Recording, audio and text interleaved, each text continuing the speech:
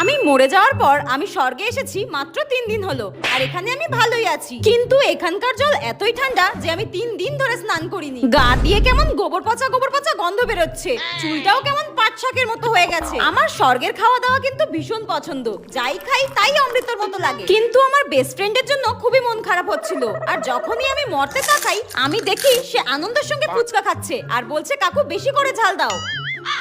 কি নির্লজ্জ মেয়ে রে বাবা, আমি মরেছি মাত্র 3 দিন হলো আর এর মধ্যেই আমার বেস্ট ফ্রেন্ড ফুচকা খেলছে। তুই দেখবি মরার পর শাকচুন্নি হয়ে নরকেই পচে মরবি। যাই হোক, সেদিন হঠাৎ স্বর্গে আমার সুমির সঙ্গে দেখা, আর আমি ওকে জিজ্ঞাসা করলাম কি রে আমি তো স্বর্গে এসেছি, তুই নরকে যাচ্ছিস কেন?